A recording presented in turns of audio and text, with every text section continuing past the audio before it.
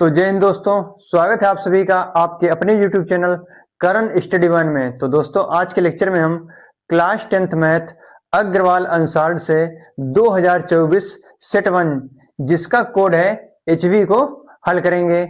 अगर आप इंटरेस्टेड हैं और यूपी बोर्ड में अच्छे अंक प्राप्त करना चाहते हैं तो वीडियो में हमारे साथ अंत तक बने रहिए। तो आइए हम बिना टाइम को वेस्ट किए हुए शुरुआत करते हैं।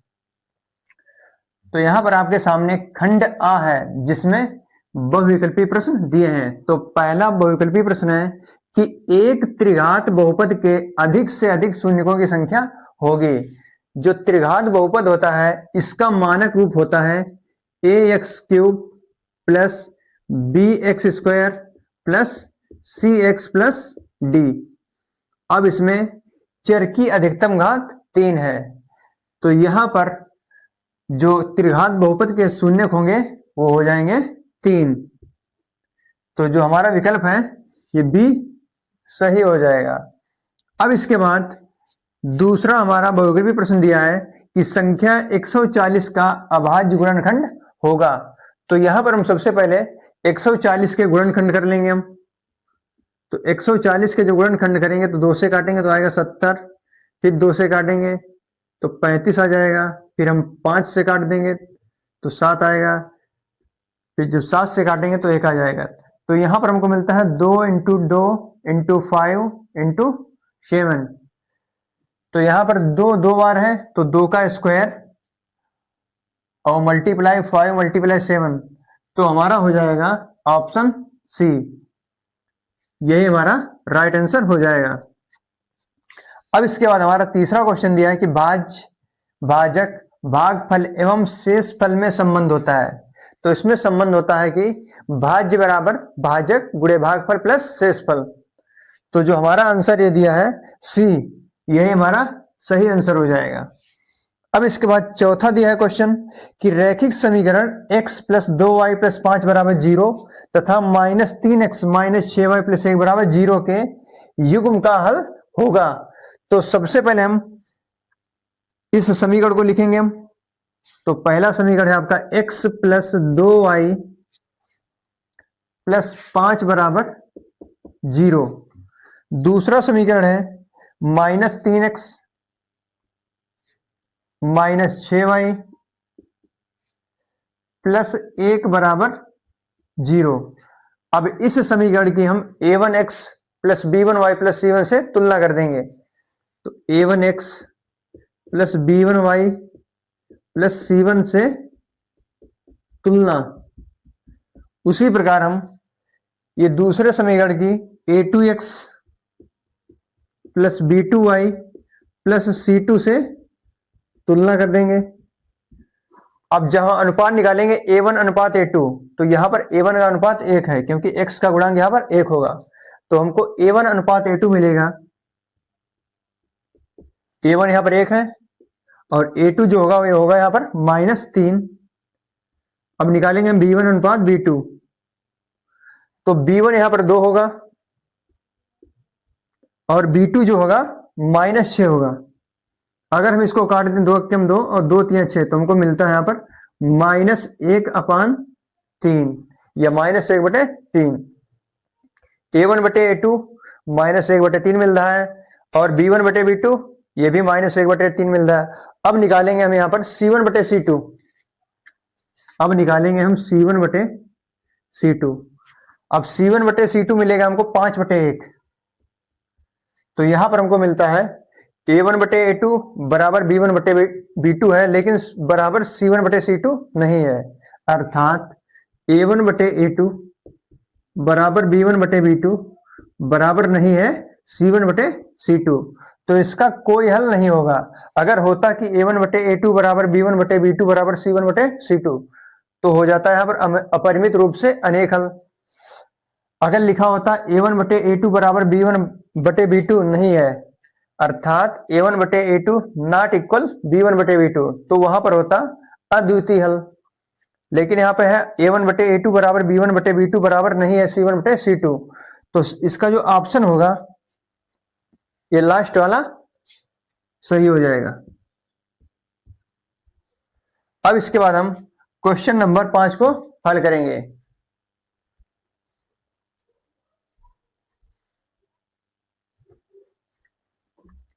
तो क्वेश्चन नंबर 5 हमारा दिया है कि समांतर श्रेणी -5, -1, 3, 7 का सार अंतर होगा।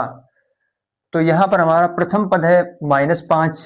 प्रथम पद को हम ए से दर्शाते हैं, ए बराबर -5 है। और जो सार्वांतर होता है डी, इसको दर्शाते हैं हम डी से। अब प्रथम पद को हम दर्शा देंगे यहाँ पर A1 से, और जो द्वितीय पद है यहाँ पर -1 है, तो इसको हम दर्शा देंगे A2 से, बराबर हो जाएगा -1। अब सार्वांतर D बराबर होता है A2 माइनस A1, तो D बराबर होता है A2 माइनस A1। तो D बराबर मिलेगा हमको, A2 यहाँ पर है आपका -1 माइनस ब्रैकेट -5, तो -1 + 5 हमको मिलेगा यहाँ पर 4। D बराबर अर्थात सार्वांतर D बराबर 4 हमको मिल रहा है यहाँ पर। तो ऑप्शन हमारा डी सही हो जाएगा। अब इसके बाद क्वेश्चन नंबर 6 दिया है कि द्विघात समीकरण ax² + bx + c = 0 का विविधकर होगा। तो ऑप्शन ए है b² - 2ac, ऑप्शन बी है b² + 4ac, ऑप्शन सी है b² - 4ac, ऑप्शन डी है b² + 2ac। जो विविधकर होता है इसको हम डी से दर्शाते हैं, और डी बराबर होता है b² - 4ac। ये हमारा फॉर्मूला होता है विविधकर डी बराबर। तो हमारा जो ऑप्शन सी है यही सही हो जाएगा। अब इसके बाद 7वां क्वेश्चन है कि दो बिंदुओं 2,3 और 4,1 के बीच की दूरी होगी। तो इसको हम आपको निकालकर दिखाएंगे। तो सबसे पहले हम इसको रफ करते हैं और आपको फिर हल करके दिखाते हैं।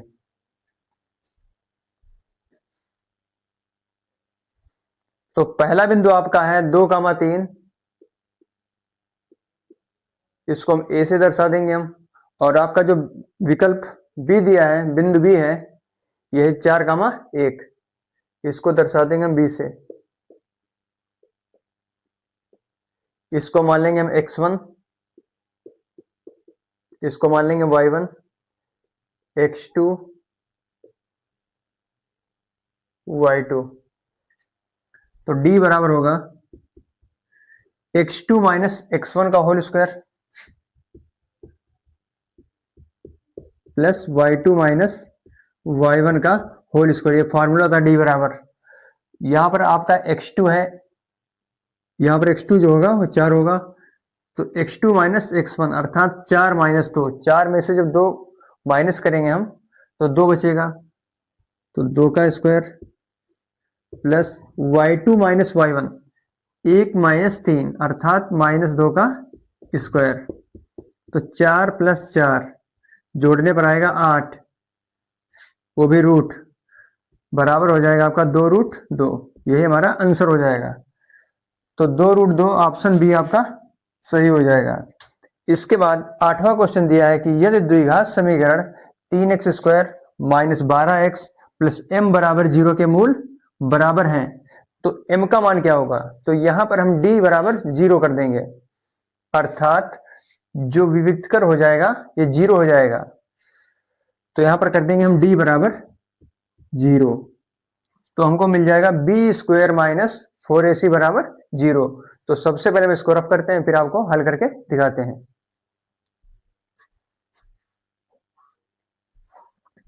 तो यहाँ पर जो d है 0 हो जाएगा, अर्थात जो विविधकर है आपका 0 हो जाएगा।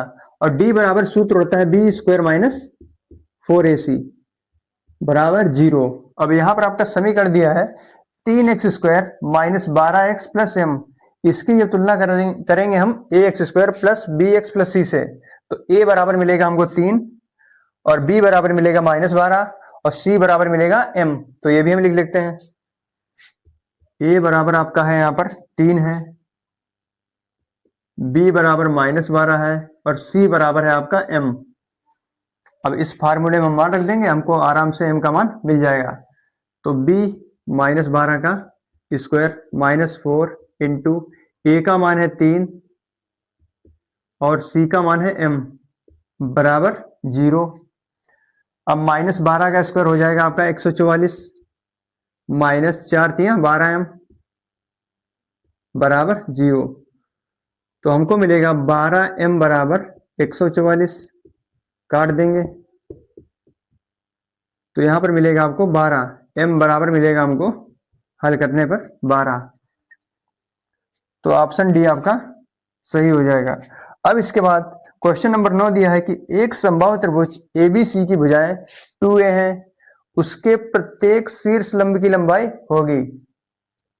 तो आइए आपको हम इसको भी हल करके दिखाते हैं।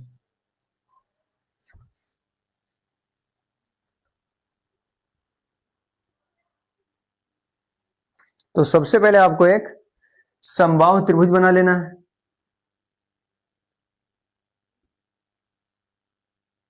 जिसकी प्रत्येक भुजा 2a है और एक आपको शीर्ष लंब खींच देना है। इस त्रिभुज को नाम दे देना ABC और बीच में दे दो D। अब ये जो रेखा है BC और AD रेखा BC को समद्विभाजित करती है, अर्थात जो BD होगा ये आपका A हो जाएगा और जो है आपका DC ये भी A हो जाएगा। हमको निकालना है शीर्ष लंब AD की लंबाई। तो AD बराबर हो जाएगा आपका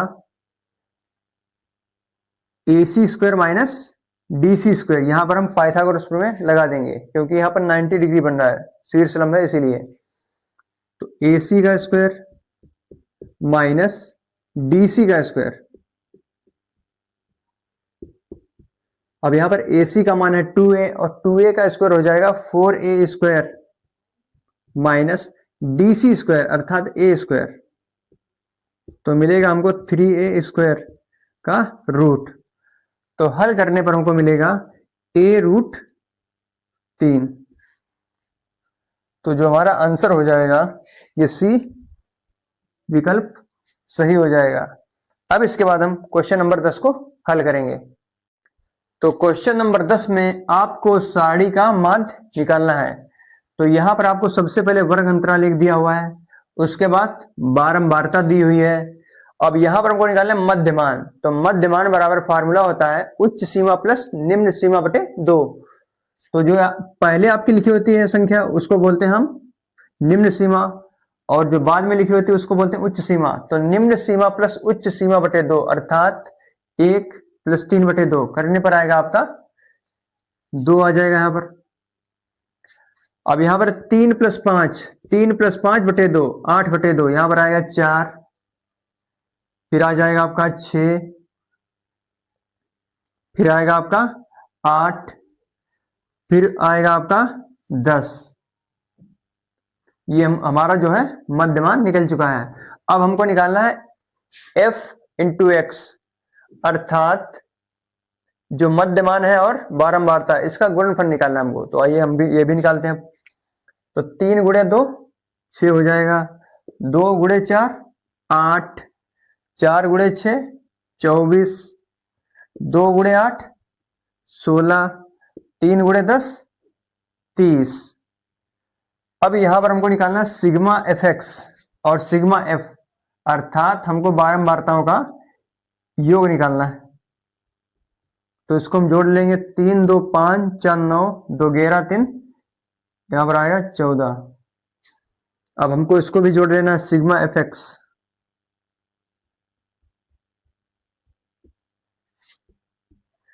तो यहां पर हो जाएगा 24 6 30 10 40 3 70 70 8 78 2 80 और 4 84। अब जो फार्मूला होता है माध्य एक्स बार बराबर होता है सिग्मा एफ एक्स बटे सिग्मा एफ, यहां पर आई लग जाएगा। तो एक्स बार बराबर सिग्मा एफ एक्स है आपका 84 और बटे में सिग्मा एफ है 14, काट देंगे तो हमको मिलेगा एक्स बार बराबर 6। अब यहां पर विकल्प आपका डी जो है सही हो जाएगा। अब हम क्वेश्चन नंबर 11 को हल करेंगे। तो क्वेश्चन नंबर 11 आपका दिया हुआ है कि साइन 27 बटे कॉस 63 का मान ज्ञात करो। तो आइए हम इसको आपको हल करके दिखाते हैं। तो हमारा क्वेश्चन है साइन 27 बटे कॉस 63। अब यहां पर हम 27 को लिख सकते हैं 90 माइनस 63। तो साइन 90 माइनस 63 बटे कॉस 63। अब साइन 90 माइनस थीटा, जो साइन 90 माइनस थीटा होता है आपका कॉस थीटा के बराबर होता है। तो यहां पर हो जाएगा आपका कॉस 63 बटे कॉस 63, तो कट जाएगा अंश बाहर, तो आपका बचेगा लास्ट में 1। तो यही हमारा आंसर सही हो जाएगा, अर्थात ऑप्शन ए आपका जो है सही हो जाएगा। अब इसके बाद हम क्वेश्चन नंबर 12 को हल करते हैं। तो आइए इसको भी हम आपको हल करके दिखाते हैं। तो क्वेश्चन नंबर 12 में लिखा है कॉस ए बराबर √3/2, कॉस ए बराबर √3/2। अब निकालेंगे सबसे पहले यहां पर ए का मान, तो कॉस ए बराबर होता है, अब √3/2, ये कॉस 30 का मान होता है, कॉस 30, तो ए बराबर मिलेगा हमको यहां पर 30।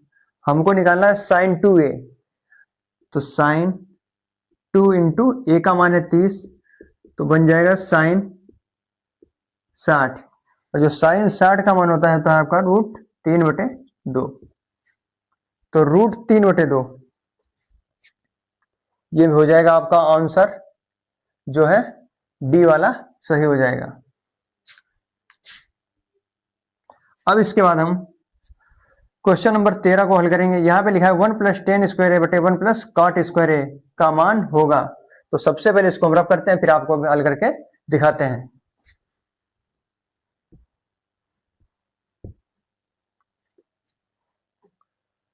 तो क्वेश्चन है आपका 1 + tan स्क्वायर ए बटे 1 + cot स्क्वायर ए। 1 + tan स्क्वायर ए बराबर होता है sec स्क्वायर ए, और 1 + cot स्क्वायर ए बराबर होता है कोसेक स्क्वायर ए। अब सेक को यहां पर हम चेंज कर लेंगे, तो सेक थीटा बराबर होता है 1/cos थीटा, तो यहां पर हो जाएगा आपका 1/cos स्क्वायर ए, और बटे में कोसेक थीटा बराबर होता है 1/sin थीटा, 1/sin स्क्वायर ए। अब साइन स्क्वायर ए ऊपर चला जाएगा, कॉस स्क्वायर ए नीचे आ जाएगा, तो साइन स्क्वायर ए बटे कॉस स्क्वायर ए बराबर मिलेगा हमारा tan स्क्वायर ए। तो tan स्क्वायर ए जो है आपका विकल्प डी सही हो जाएगा। अब क्वेश्चन नंबर 14 दिया है कि sin 2a बराबर 2 sin a सत्य होगा जब a बराबर होगा। तो इसको भी हम आपको हल करके दिखाते हैं। तो sin 2a बराबर दिया है 2 sin a। अब sin 2a बराबर फॉर्मूला होता है 2 sin a into cos a बराबर 2 sin a दिया है। यहां पर फार्मूला हमने यूज किया है, sin 2a बराबर होता है 2 sin a into cos a, और बराबर 2 sin a यहां पर दिया है। अब यहां पर जो है 2 sin a और 2 sin a कैंसिल हो जाएगा, तो यहां पर हमको मिलेगा cos a बराबर 1। अब cos 0 का मान जो होता है 1 होता है, तो cos a बराबर मिलेगा यहां पर cos 0, तो a बराबर आएगा आपका 0। a का मान यहां पर 0 आ रहा है, अर्थात जो क्वेश्चन नंबर 14 का विकल्प ए है ये आपका राइट आंसर हो जाएगा, ऑप्शन ए। अब 15वां क्वेश्चन है 22 सेंटीमीटर परिधि वाले एक वृत्त के चतुर्थांश का क्षेत्रफल होगा।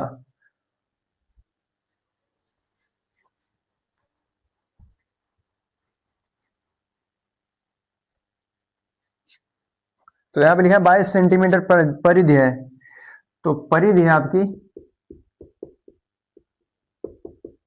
22 सेंटीमीटर वृत्त की।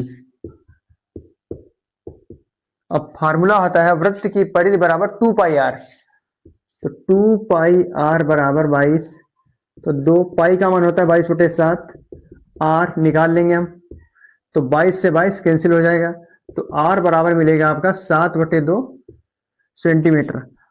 हमको निकालना है चतुर्थांश का क्षेत्रफल, तो इसका फार्मूला होता है, पहले लिखेंगे हम वृत्त के चतुर्थांश का क्षेत्रफल बराबर, ये होता है आपका 1/4 पाई आर स्क्वायर, 1/4, पाई का मान होता है 22/7, आर का मान है 7/2 का स्क्वायर। तो यहाँ पर सीधे मान रख देंगे 7/2, 2 बार कर देंगे। अब यहाँ पर 7 से 7 कैंसिल हो जाएगा, तो ऊपर बचेगा 22 सती 154 बटे में 4 दूनी 8 दूनी 16। इसको थोड़ा और काट देंगे तो 2 8 16, ऊपर आ जाएगा आपका 77। तो ये हो जाएगा आपका आंसर 77/8 सेंटीमीटर स्क्वायर, अर्थात जो विकल्प सी है आपका ये राइट आंसर हो जाएगा। तो अब इसके बाद हम क्वेश्चन नंबर 16 को हल करते हैं।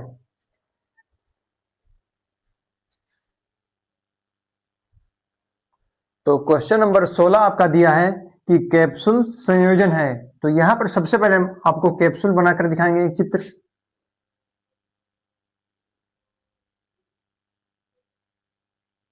ये हो गया आपका कैप्सूल, लेकिन जो कैप्सूल होता है ये बीच में बेलनाकार होता है और जो इसके किनारे होते हैं दोनों अर्धगोलाकार होते हैं।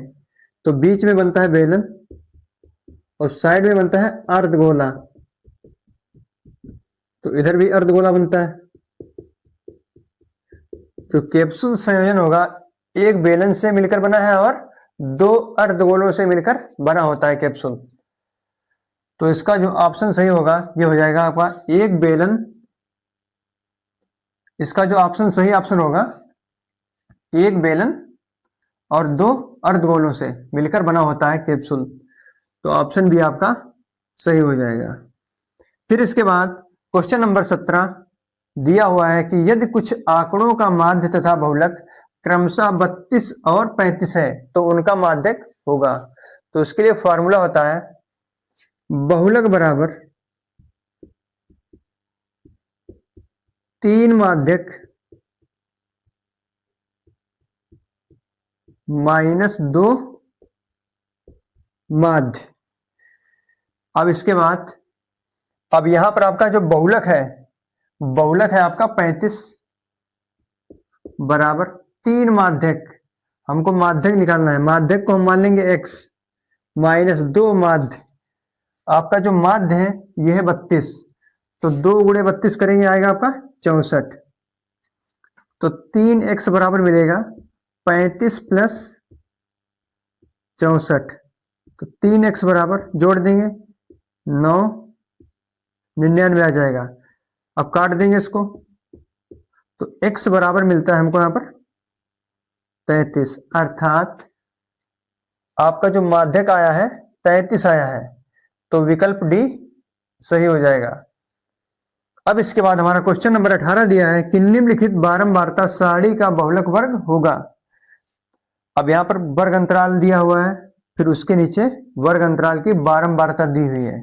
तो सबसे अधिक बारंबारता 19 है और जो सबसे अधिक बारंबारता होगी उसी के सामने वाला जो वर्ग अंतराल होगा वही बहुलक वर्ग का अंतराल हो जाएगा। तो यहां पर बारंबारता सबसे अधिक 19 है, तो 19 के सामने जो वर्ग अंतराल लिखा है 15 से 20, तो यही आपका बहुलक वर्ग हो जाएगा। तो 15 से 20 जो है ऑप्शन बी सही हो जाएगा। अब इसके बाद हम क्वेश्चन 19 को सॉल्व करेंगे।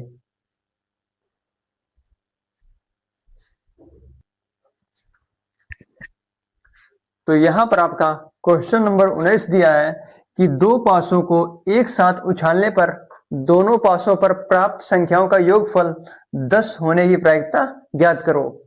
यदि दो पासों को जो है एक साथ उछाला जाए या एक पासे को 2 बार उछाला जाए तो बात एक ही है। जब हम दो पासों को एक साथ उछालेंगे तो हमको कुल परिणाम जो मिलेंगे वो होंगे 36। अब 36 परिणाम कौन कौन से होंगे वो आपको हम लिखकर दिखाते हैं। जब हम दोनों पासों को एक साथ उछालेंगे तो हो सकता है कि एक एक आ जाए, हो सकता है कि एक 2 आ जाए, उसी प्रकार एक 3, एक 4, एक 5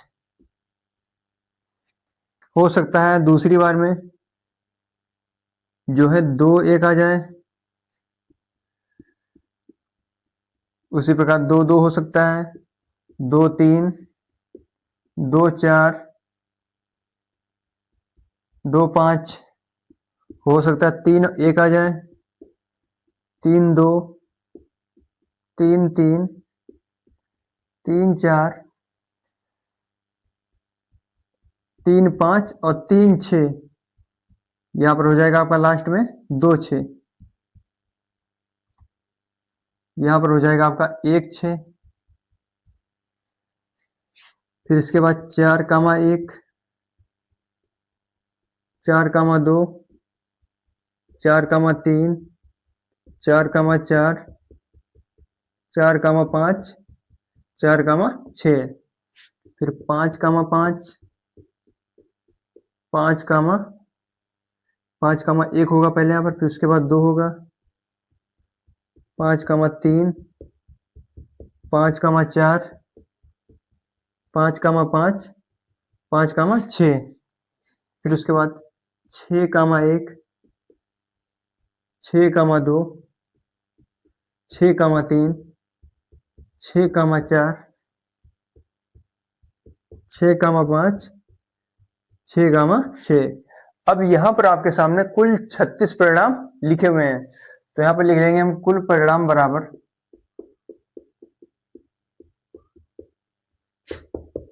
36। अब योगफल हमको 10 कहां पर मिल जाएगा, तो योगफल जो है आपको 10 मिलेगा। एक तो मिलेगा 6 4 पर, 4 6 पर मिल रहा है एक, और एक को आपको मिल रहा है 6 4 पर मिल रहा है, और आपको मिलेगा एक 5 5 पर मिल जाएगा, 5 5 पर मिल रहा है, और आपको मिल जाएगा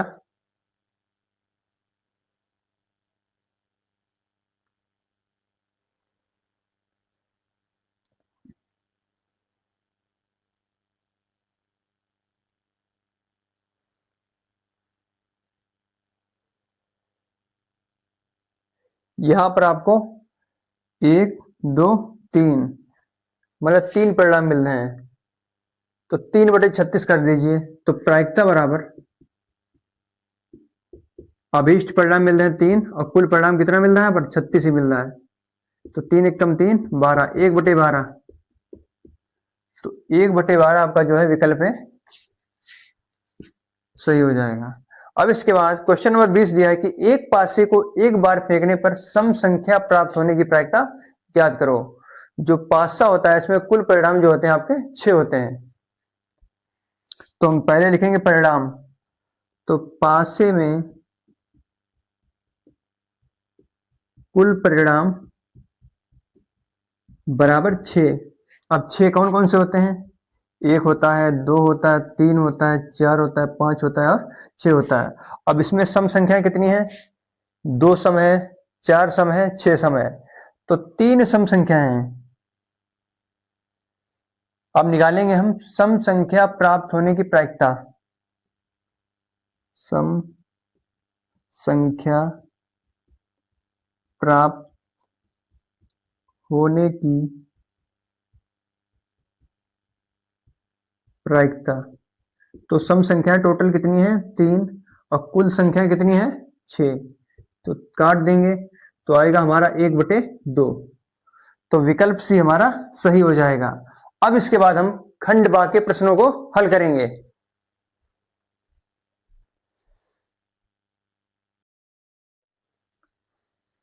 तो अब हम खंड बा के प्रश्नों को हल करेंगे। तो यहां पर आपके सामने पहला क्वेश्चन दिया है कि एक घन का आयतन 1331 सेंटीमीटर क्यूब है, तो इसकी प्रत्येक भुजा ज्ञात करो। तो घन के आयतन का फॉर्मूला होता है ए क्यूब, अर्थात घन का आयतन बराबर होता है ए क्यूब, जहां ए भुजा है। तो यहां पर हो जाएगा आपका ए क्यूब बराबर, घन का आयतन दिया है 1331, अब यहां से निकालेंगे हम ए का मान, तो 1331 का घनमूल हो जाएगा, तो 1331 का जो घनमूल होता है 11, तो आपका आंसर आएगा 11 सेंटीमीटर क्यूब।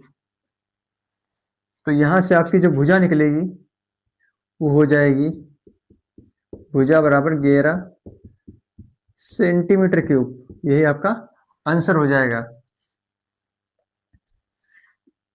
अब इसके बाद प्रश्न खा हमारा दिया है कि यदि द्विघात समीकरण x square plus 3x minus P बराबर 0 का एक मूल 2 है तो p का मान ज्ञात करो। तो यहाँ पर आपका जो मूल 2 है उसको x की जगह पर रख देना है और p का मान आपको निकाल देना है।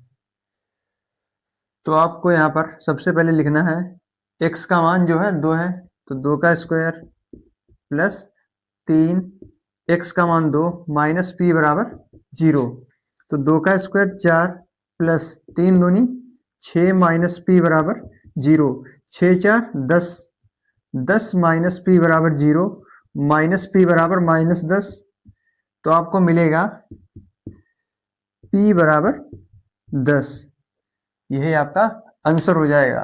अब इसके बाद लिखा है कॉस थीटा बराबर 15/17 हो तो साइन थीटा का मान ज्ञात करो। तो sine square theta plus cos square theta बराबर होता है 1। अब साइन थीटा का मान हमको निकालना है और कॉस थीटा का मान दिया है आपका 15/17, तो यहां पर हो जाएगा आपका sine square theta plus cos square theta, यहाँ पर है कॉस थीटा का जो मान है ये है 15/17, तो यहां हो जाएगा साइन स्क्वायर थीटा, 15 का स्क्वायर होता है 225, 17 का स्क्वायर होता है 289 बराबर 1, तो साइन थीटा बराबर मिलेगा हमको √1 माइनस 225/289, जो हल करने पर आएगा आपका √64/289। अब जो 64 का जो वर्गमूल होता है वो होता है 8, तो यहाँ पर हो जाएगा 8 और 289 का वर्गमूल 17, तो 8/17 साइन थीटा का मान हमें मिलता है। तो ये क्वेश्चन भी हमारा सॉल्व हो जाता है। अब इसके बाद हम इसके अगले क्वेश्चन को हल करेंगे।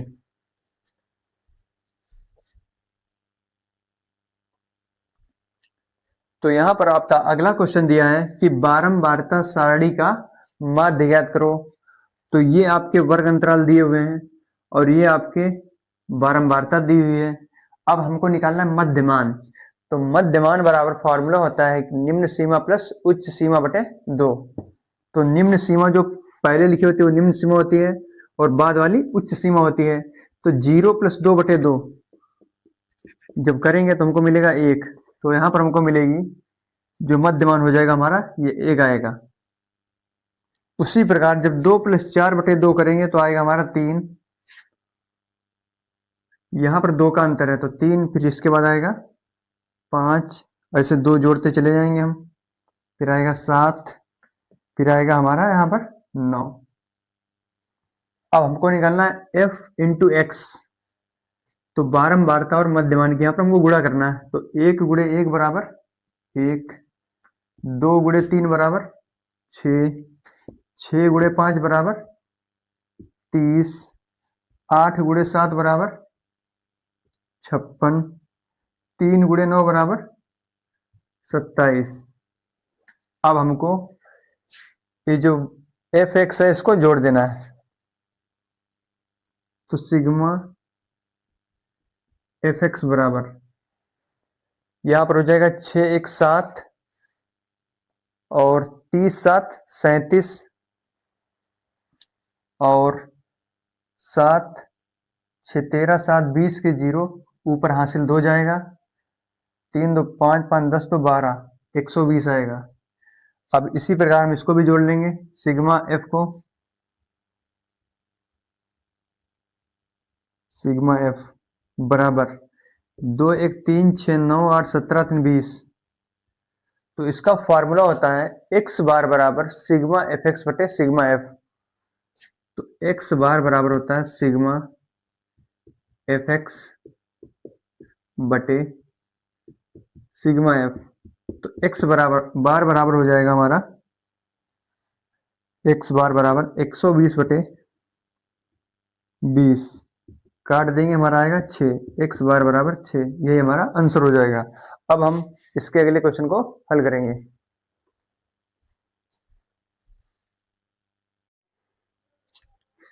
तो हमारा अगला क्वेश्चन दिया है कि बिंदुओं -3, 10 और 5, 4 को मिलाने वाले रेखाखंड के मध्य बिंदु के निर्देशांक ज्ञात कीजिए।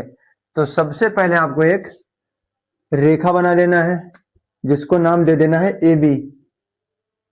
अब यहां पर बिंदु ए के निर्देशांक दिए हैं -3, 10 और बिंदु बी के निर्देशांक दिए हैं 5, 4 और हमको मध्य बिंदु यहां पर आपको सी मान लेना है। हमको सी के निर्देशांक निकालना है। तो सबसे पहले हम लिखेंगे फार्मूला। मध्य बिंदु के निर्देशांक निकालने का फार्मूला होता है x1 प्लस x2 बटे 2 कामा y1 प्लस y2 बटे 2, ये होता है आपका फार्मूला। अब x1 और y1 x2 y2 क्या होगा? अब जैसे लिखा है -3, 10 तो -3 हो जाएगा आपका x1, 10 हो जाएगा आपका y1 और 5 हो जाएगा x2, ये हो जाएगा 5 जो होगा आपका x2 हो जाएगा और 4 हो जाएगा आपका y2। अब यहां पे लिखा है x1 प्लस x2 बटे 2, तो x1 है -3, x2 है 5, तो -3 प्लस 5 कर देंगे यहां पर, -3 प्लस 5 बटे 2 कामा y1 प्लस y2, तो 10 प्लस 4 बटे 2,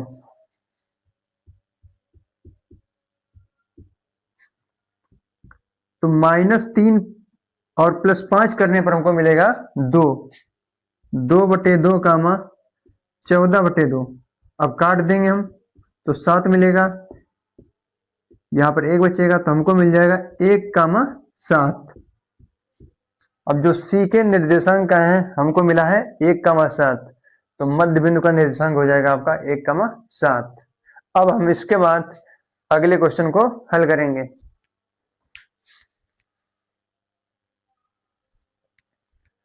तो अगला क्वेश्चन आपका दिया है कि -1, -3 तथा x, 9 के बीच की दूरी 13 मात्रक है, तो x का मान ज्ञात कीजिए।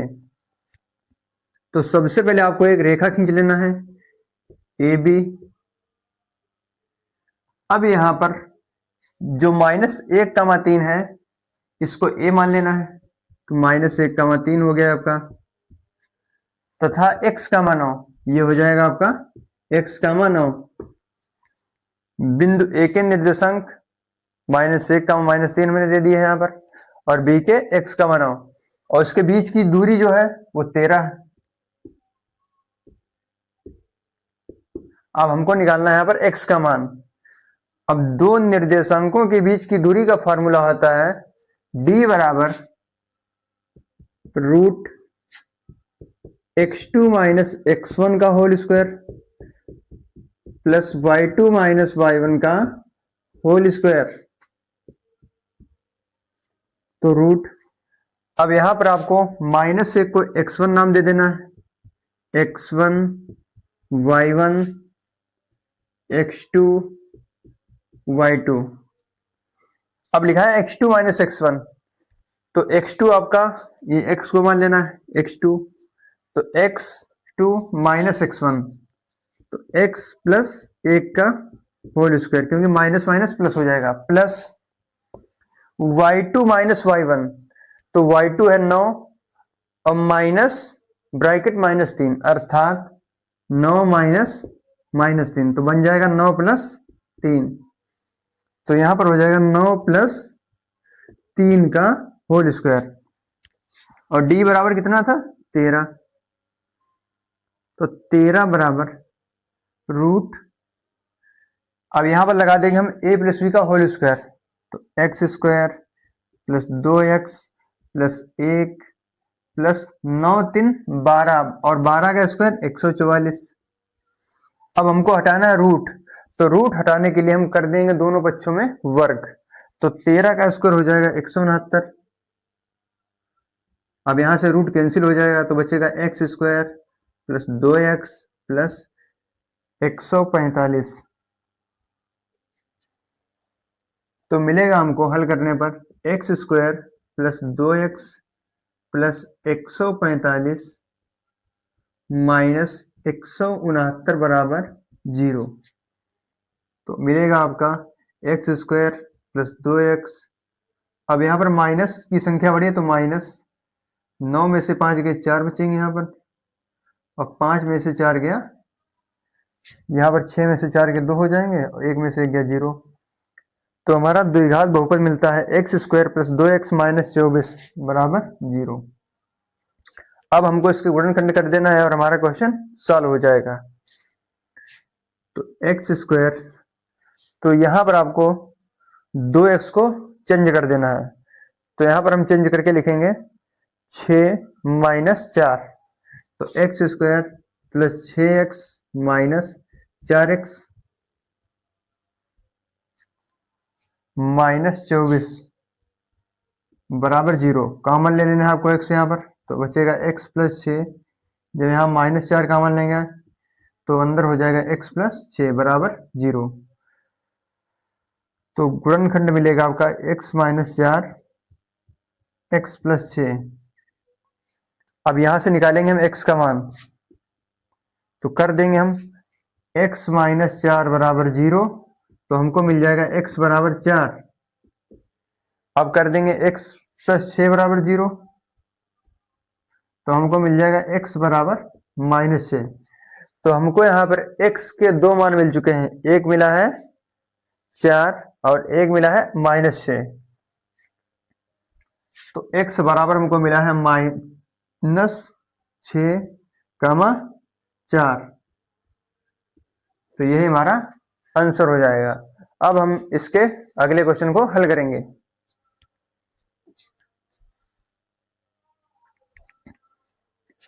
तो हमारा अगला क्वेश्चन दिया है कि दो ऐसे क्रमागत विषम धनात्मक पूर्णांक ज्ञात कीजिए जिनके वर्गों का योग 290 है। तो सबसे पहले हमको मान लेना है कि माना पहला धनात्मक पूर्णांक धनात्मक, अब जैसे यहाँ पर विषम है तो विषम मान लो, विषम पूर्णांक बराबर x। फिर मान लेंगे हम दूसरा धनात्मक विषम पूर्णांक। अब यहां पर इसमें हम 2 जोड़ देंगे तो हो जाएगा x प्लस 2। अब इसके बाद लिखेंगे हम प्रश्नानुसार।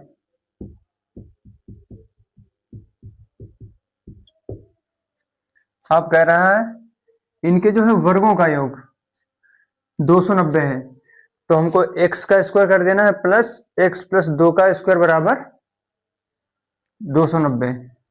तो x square plus x plus 2 का होल स्क्वायर बराबर 290। तो हो जाएगा आपका एक्स स्क्वायर। अब यहां पर लगा देना है आपको a प्लस बी का होल स्क्वायर, तो बराबर होता है a square plus 2ab plus B square. उसी फार्मूले की सहायता से हम इसको सॉल्व करेंगे। तो हो जाएगा x square plus 4x plus 4 बराबर 290। तो x square plus x square हो जाएगा आपका 2x स्क्वायर प्लस 4x। अब 290 जो होगा इधर माइनस में हो जाएगा, और 4 माइनस 290 करने पर मिलेगा आपका 286, वो भी माइनस का, बराबर 0।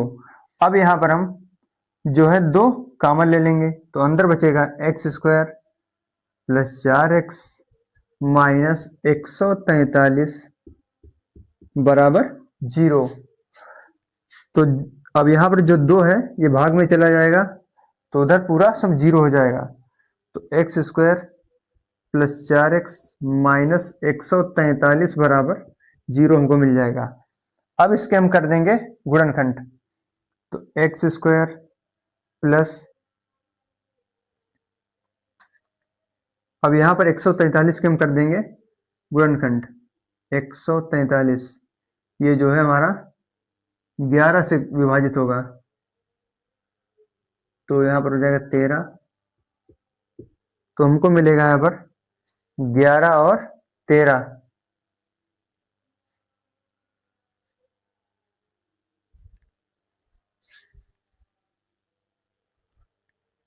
तो यहाँ पर आपका हो जाएगा 2x। 2x को हम चेंज कर देंगे, तो यहाँ पर लिखेंगे हम 13 माइनस 11। तो 13x माइनस 11x माइनस 143 बराबर 0। अब यहाँ पर हम x कॉमन ले लेंगे, तो बचेगा अंदर x प्लस 13। यहाँ पर माइनस 11 कॉमन लेंगे, तो अंदर हो जाएगा x प्लस 13 बराबर 0। अब यहाँ पर हमको गुणनखंड मिलता है x माइनस 11 x प्लस 13। तो हमको मिलेगा x माइनस 11 बराबर 0, तो x बराबर 11। दूसरा मिलेगा x प्लस 13 बराबर 0, तो x बराबर माइनस 13।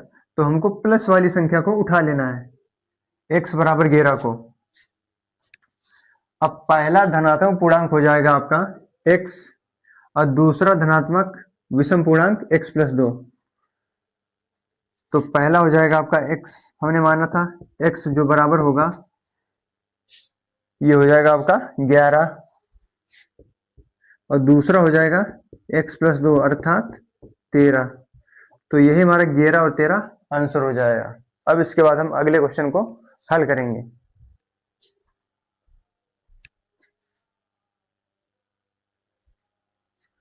तो आपका अगला क्वेश्चन दिया है कि सिद्ध कीजिए कि दो सकेंद्री वृत्तों में बड़े वृत्त की जीवा जो छोटे वृत्त को स्पर्श करती है, स्पर्श बिंदु पर समद्विभाजित करती है। तो यहाँ पर सबसे पहले आपको एक छोटा वृत्त बनाना है और एक बड़ा वृत्त बना लेना है, जिसका केंद्र समान ही रहेगा, और एक आपको जीवा खींच देनी है जो छोटे वृत्त को स्पर्श करती है। तो यहाँ पर हमको सिद्ध करना है, लिखते हैं हम यहाँ पर पहले, सिद्ध करना है, हमको यहाँ पर सिद्ध करना है। अब यहाँ पर हम मान लेंगे AC, C पॉइंट हो जाएगा, AC बराबर BC सिद्ध करना है हमको, सिद्ध करना है AC बराबर BC।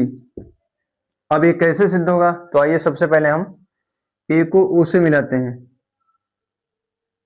A को O से और O को B से मिला देंगे हम सबसे पहले, फिर O को C से मिला देंगे। अब यहाँ पर दो वृत्त बन रहे हैं, एक बन रहा है AOC और एक बन रहा है BOC।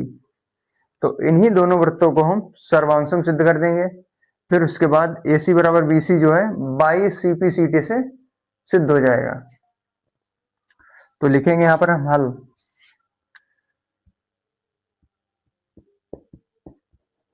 त्रिभुज AOC व त्रिभुज BOC में, अब इसमें जो है AC भुजा, यहां पर जो भुजा है AO बराबर हो जाएगा OB के, क्योंकि ये क्या है, त्रिज्या है, बड़े वृत्त की त्रिज्या है। OB बराबर OA या AO बराबर OB, AO बराबर हो जाएगा OB, ये हो जाएंगी आपकी त्रिज्याएं। अब इसके बाद यहां पर OC जो भुजा है OC के बराबर रहेगी, तो OC हो जाएगा उभयनिष्ठ, OC बराबर OC उभयनिष्ठ हो जाएगा।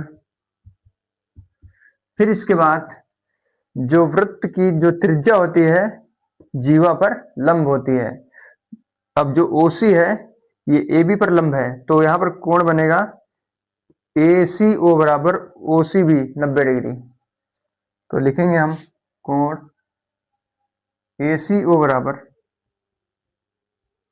कोण OCB यहां पर बनेंगे 90 डिग्री बराबर 90 डिग्री। इसलिए त्रिभुज AOC सर्वांगसम त्रिभुज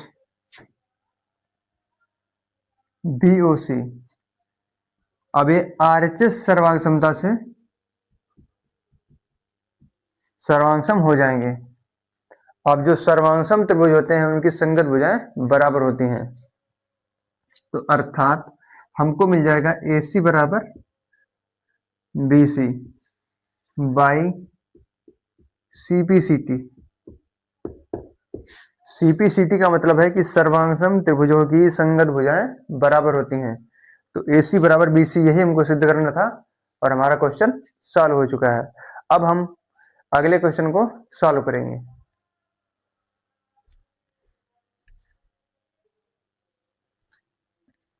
तो अगला क्वेश्चन है आपका कि चित्र में यदि LM समांतर CB और LN समांतर CD हो तो सिद्ध कीजिए कि AM बटे BM बराबर AN बटे DN।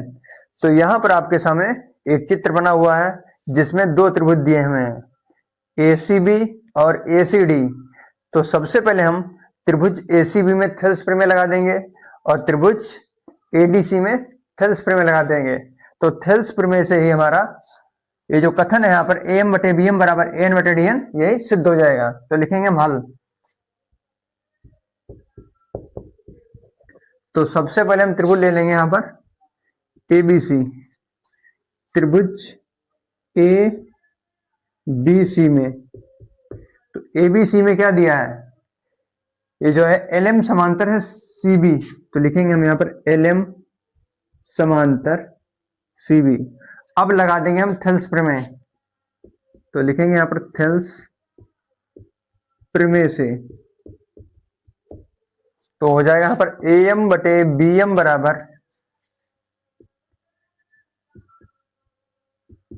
AL बटे LC, समीकरण 1। अब इसी प्रकार त्रिभुज हम ACD ले लेंगे हम यहाँ पर, इसी प्रकार त्रिभुज ACD में, अब ACD में क्या समांतर है, LN समांतर है CD, तो LN समांतर CD, तो इसमें भी हम लगा देंगे थेल्स प्रमेय, तो हो जाएगा AN बटे DN बराबर AL बटे LC, AN बटे DN बराबर AL बटे LC, इसको दे देंगे हम समीकरण 2। अब यहां पर ध्यान से देखिए, ये जो समीकरण है इनके जो RHS हैं AL बटे LC यहाँ पर भी है, AL बटे LC यहाँ पर भी है। अगर किसी समीकरण के RHS बराबर है तो LHS भी बराबर हो जाएंगे। तो लिखेंगे यहाँ पर हम समीकरण 1 व 2 से, तो मिल जाएगा हमको AM बटे BM बराबर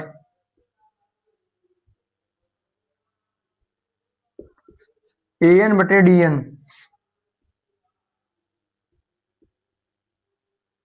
तो यहां हमारा ये प्रूफ हो जाता है और यही हमको सिद्ध करना था, AM बटे BM बराबर AN बटे DN, वही हमारा सिद्ध हो चुका है।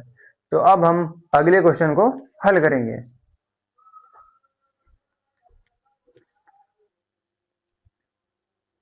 तो हमारा क्वेश्चन दिया है कि निम्नलिखित बारंबारता सारणी से माध्यक ज्ञात कीजिए। तो यहां पर आपका सबसे पहले लिखा है वर्ग अंतराल, फिर लिखा है बारंबारता।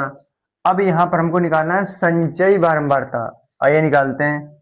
तो यहां पर 2 है तो 2 हो जाएगा, अब 2 + 4 6, यहां पर हो जाएगा 6, फिर उसके बाद 6 7 13, 13 3 16 और 16 3 19।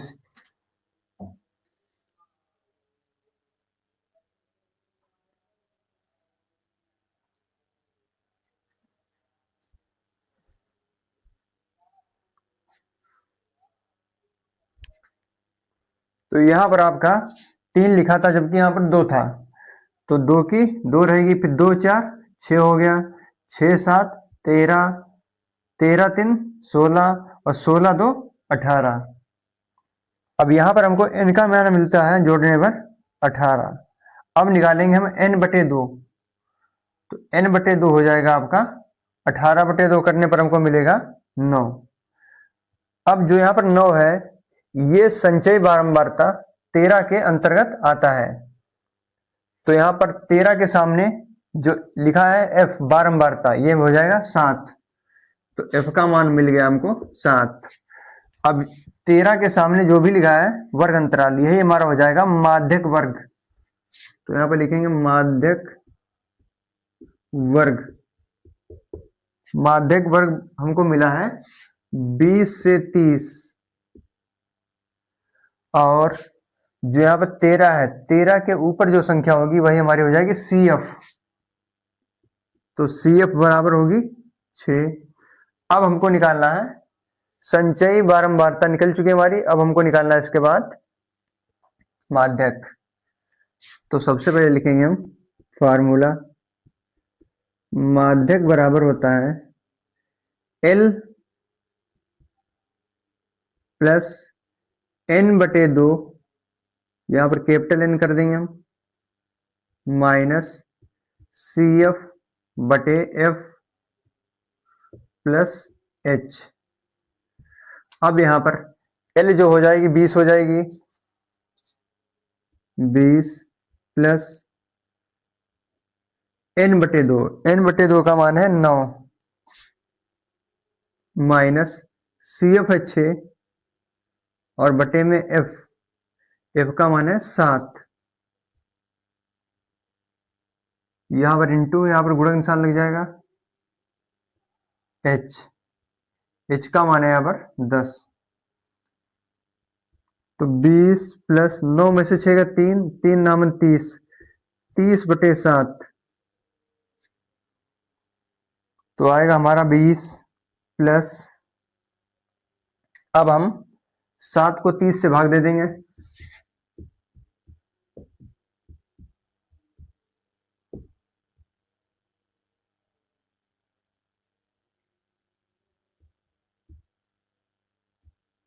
तो हमारा आएगा लगभग 4.28, वही 4.3 हो जाएगा, तो 4.3 बराबर आएगा आपका 24.3, यही हमारा आंसर हो जाएगा। अब हम अगले क्वेश्चन को हल करेंगे।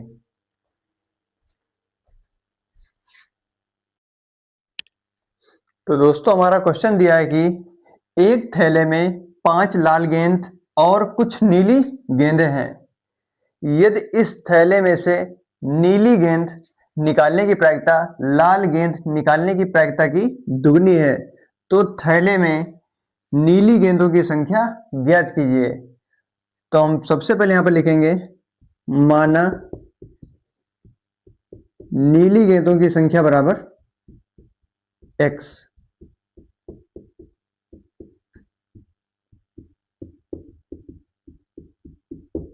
फिर इसके बाद लिखेंगे हम लाल गेंदों की संख्या,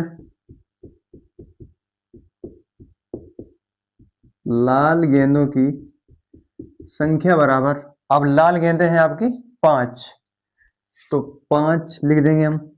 अब यहां पर लिखेंगे हम कुल गेंद, कुल गेंद या गेंदों की संख्या, तो कुल गेंदें हो जाएंगी नीली गेंद प्लस लाल गेंद बराबर कुल गेंद, तो x प्लस 5।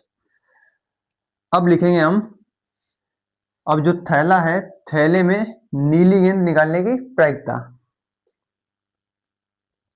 तो प्रोबेबिलिटी ऑफ, अब नीली गेंद को हम दर्शा देंगे B से, ब्लू, तो अभीष्ट परिणाम बटे कुल परिणाम, नीली गेंदें कितनी है x है, बटे कुल गेंद x प्लस 5, ये तो हो गई नीली गेंद निकालने की प्रायिकता। अब हम लिखेंगे लाल गेंद निकालने की प्रायिकता, तो प्रोबेबिलिटी ऑफ रेड बॉल, तो कुल लाल गेंदें कितनी है 5, टोटल गेंदें कितनी है थैले में x+5। अब इसके बाद लिखेंगे प्रश्नानुसार।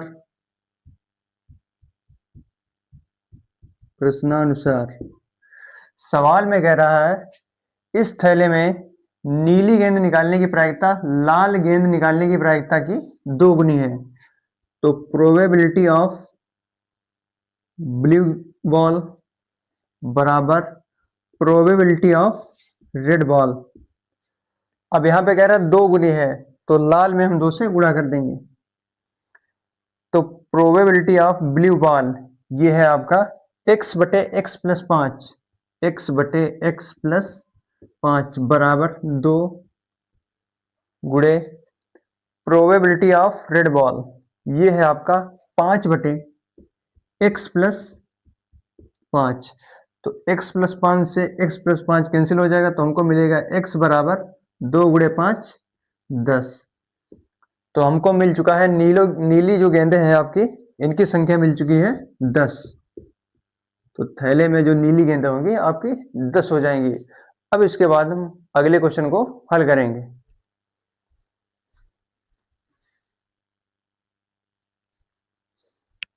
तो आपका अगला क्वेश्चन दिया है कि 2 वर्गों के क्षेत्रफलों का योगफल 157 मीटर स्क्वायर है। यदि इनके परिमापों का योगफल 68 मीटर है तो दोनों वर्गों की भुजाएं ज्ञात कीजिए। तो हम मान लेंगे यहां पर, माना पहले वर्ग की भुजा बराबर x। अब यहां पर जो क्षेत्रफल है मीटर स्क्वायर में है, तो भुजा को हम मीटर मान लेंगे, x मीटर, तथा दूसरे वर्ग की भुजा बराबर y मीटर। अब जो वर्ग का क्षेत्रफल होता है इसका फॉर्मूला होता है भुजा स्क्वायर। तो पहले वर्ग का क्षेत्रफल हम लिखेंगे यहां पर, पहले वर्ग का क्षेत्रफल बराबर एक्स स्क्वायर, दूसरे वर्ग का क्षेत्रफल बराबर वाई स्क्वायर। अब लिखा है कि दोनों वर्गों के जो क्षेत्रफलों का योग है 157 मीटर स्क्वायर है। तो यहां पर पहला समीकरण बनेगा x square plus y square बराबर 157। इसको हम दे देंगे समीकरण 1। फिर इसके बाद लिखा है कि यदि इनके परिमापों का योगफल 68 मीटर है। जो वर्ग का परिमाप होता है इसका फॉर्मूला होता है 4 गुणे भुजा। तो हम यहां पर लिखेंगे 4 गुणे भुजा x है plus 4y, 4x plus 4y बराबर 68। अब यहां पर हम लेंगे 4 कॉमन, तो अंदर बचेगा x प्लस वाई बराबर 68। अब 4 एकम 4, यहां पर आ जाएगा आपका 17। तो x प्लस वाई बराबर 17, इसको हम दे देंगे समीकरण 2। अब यहां से हम निकाल लेंगे y का मान, या x का मान भी हम निकाल सकते हैं। तो हम यहां पर निकाल लेंगे y का मान 17 माइनस x, इसको हम दे देंगे समीकरण 3। अब जो y का मान मिला है 17 माइनस एक्स, इसको हम समीकरण 1 में रख देंगे। तो लिखेंगे हम y का मान समीकरण 1 में रखने पर, तो y का मान है 17 माइनस एक्स, उठाकर हम जो है y की जगह पर रख देंगे। तो x square plus 17 minus x का स्क्वायर बराबर 157। तो एक्स स्क्वायर प्लस, अब यहां पर लगा देंगे हम a माइनस बी का होल स्क्वायर का फॉर्मूला। तो a स्क्वायर होगा 17 का स्क्वायर 289, फिर होता है -2ab, अर्थात 2 गुणे 17 गुणे एक्स, तो हो जाएगा आपका 34x, फिर होता है प्लस बी स्क्वायर, तो प्लस एक्स स्क्वायर बराबर 157। तो x square plus x square मिलकर बन जाएगा 2x स्क्वायर, फिर है माइनस 34x। अब घटा देंगे हम, 289 लिखा है, 157 जब आएगा तो माइनस में हो जाएगा। अब घटाएंगे हम यहाँ पर, प्लस 289 में से 157 बराबर 0। तो 2x स्क्वायर माइनस 34x, 9 में से 7 गए, 2 बचे, 8 में से 5 गए, 3, 1, वो भी प्लस का, बराबर 0। अब यहाँ पर 2 कॉमन मिल जाएगा बहुत ही आसानी से, तो 2 कॉमन ले लेंगे हम, तो बचेगा x square minus 17x plus यहाँ पर हो जाएगा 66 बराबर 0। अब जो 2 यहाँ पर है गुणा में है, जब नीचे जाएगा तो भाग में हो जाएगा, तो 0 बन जाएगा। तो समीकरण को यह मिल जाएगा x square minus 17x plus 66 बराबर 0। अब यहाँ पर हम कर देंगे इसके गुणनखंड, तो एक्स स्क्वायर माइनस 11x और minus 6x, minus 11 minus 6 minus 17 और माइनस 11 गुणे माइनस 6 मिलकर बनेगा 66, अर्थात हमारा सही है 66 बराबर 0। अब यहाँ पर x कॉमन लेंगे हम, तो मिलेगा हमको x माइनस 11, माइनस 6 कॉमन लेंगे तो x माइनस 11। अब हमको यहाँ पर गुणनखंड मिलेगा x माइनस 6, x माइनस 11। अगर हम यहाँ पर मान निकालें तो मिलेगा हमको x माइनस 6 बराबर 0, तो x बराबर 6, ये पहला मान है। अब y का अगर मान निकालें तो x का जो मान 6 आया है उठाकर समीकरण 3 में रख दीजिए, तो मिलेगा हमको y बराबर 17 माइनस 6, अर्थात y बराबर हमको मिला है 11। तो x का मान हमको मिला है यहाँ पर 6 और y का मान मिला है हमको 11, 6 मीटर 11 मीटर। तो यही हमारा आंसर हो जाएगा। जो पहले वर्ग की भुजाई है ये 6 मीटर है, दूसरे वर्ग की भुजा जो है 11 मीटर है। अगर हम यहाँ पर पहले वर्ग की भुजा 11 कर दें और दूसरे वर्ग की भुजा 6 कर दें, तब भी हमारा आंसर सही होगा। तो अब हम अगले क्वेश्चन को सॉल्व करेंगे।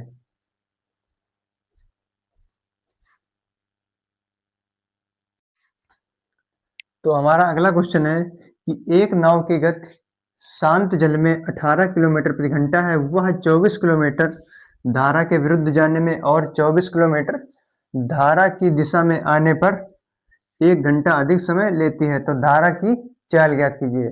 तो सबसे पहले हम मान लेंगे यहाँ पर, माना धारा की चाल बराबर x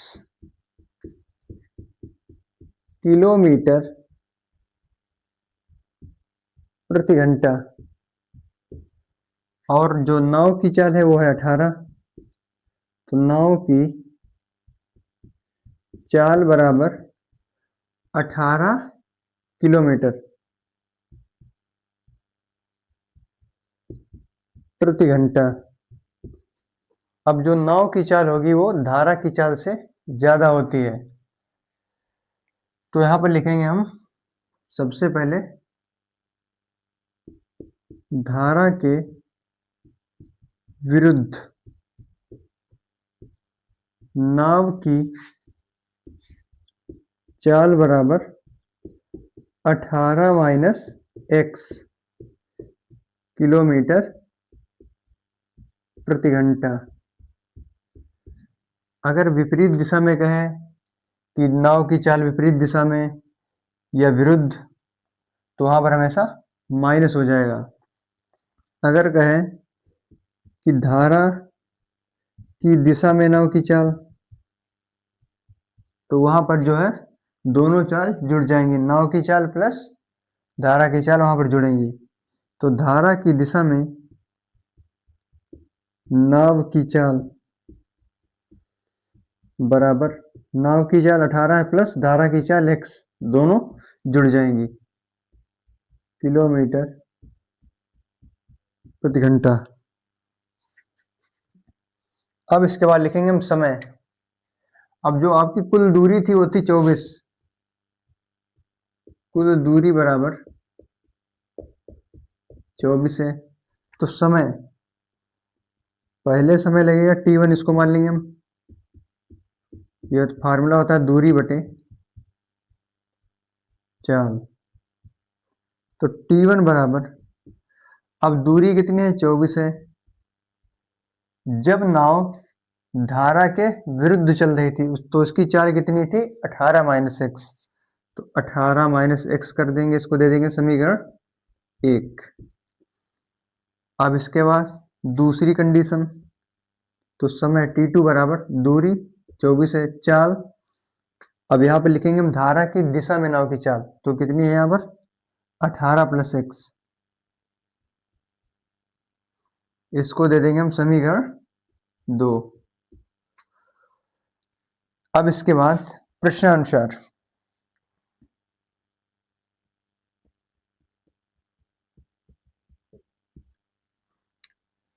अब यहाँ पर है t1 बराबर 24 बटे 18 माइनस एक्स, t2 बराबर 24 बटे 18 प्लस एक्स। अगर नाव जो है धीमे चलेगी तो समय ज़्यादा लगेगा, अगर नाव तेज चलेगी तो समय कम लगेगा। तो यहाँ पर जो समय है ज़्यादा लग रहा है,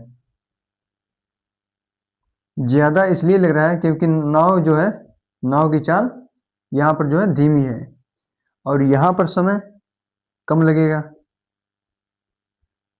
क्योंकि नाव की चाल ज़्यादा है। अगर किसी वस्तु की चाल को बढ़ा दिया जाए तो समय कम लगेगा, अगर किसी वस्तु की चाल कम है तो समय ज़्यादा लगेगा। तो हम ज़्यादा में से कम घटाएंगे, तो t1 माइनस t2 बराबर जो हो जाएगा आपका 1 हो जाएगा। t1 माइनस t2 बराबर 1। अब t1 का मान है 24 बटे 18 माइनस एक्स, 24 बटे 18 minus x, minus t2, t2 है 24 बटे 18 प्लस एक्स, 24 बटे 18 प्लस एक्स बराबर 1। अब लास्टा हो जाएगा आपका 18 माइनस एक्स, 18 प्लस एक्स। अब यहाँ पर ले लेंगे हम 24 कॉमन, तो अंदर बचेगा 18 plus x minus bracket 18 minus x बराबर 1 चलता रहेगा आपका। तो 24, फिर आपका बड़ा ब्रैकेट 18 प्लस एक्स माइनस 18 और माइनस माइनस प्लस एक्स बराबर 1 बटे में। अब यहाँ पर लगा देंगे formula 18 minus x 18 plus x. यहाँ पर बन रहा है ए माइनस बी ए प्लस बी, तो होता है ए स्क्वायर माइनस बी स्क्वायर। तो 18 का स्क्वायर होता है 324 माइनस एक्स स्क्वायर। अब यहाँ पर माइनस 18 प्लस 18 कैंसिल हो जाएगा, तो यहाँ पर बचेगा एक्स प्लस एक्स मिलकर बन जाएगा 2x। तो 24 गुणे 2x करेंगे हो जाएगा हमारा 48x। तो हमको मिलेगा यहाँ पर 48x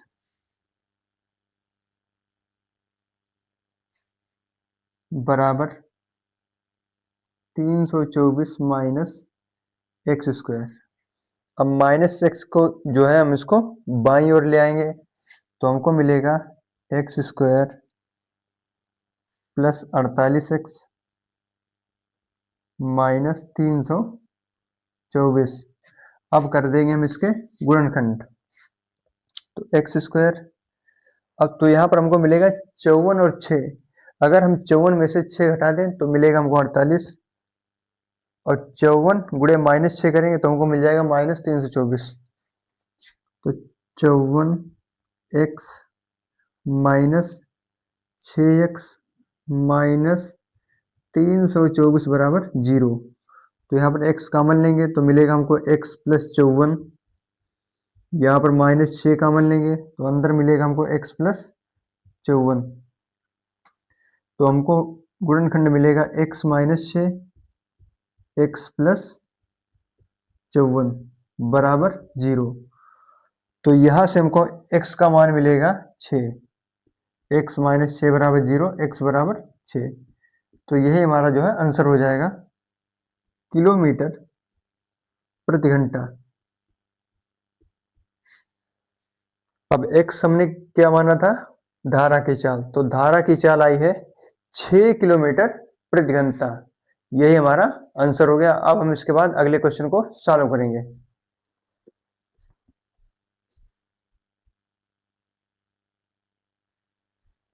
तो हमारा क्वेश्चन नंबर 24 दिया है कि एक पेडेस्टल के शिखर पर 1.6 मीटर ऊंची मूर्ति लगी है।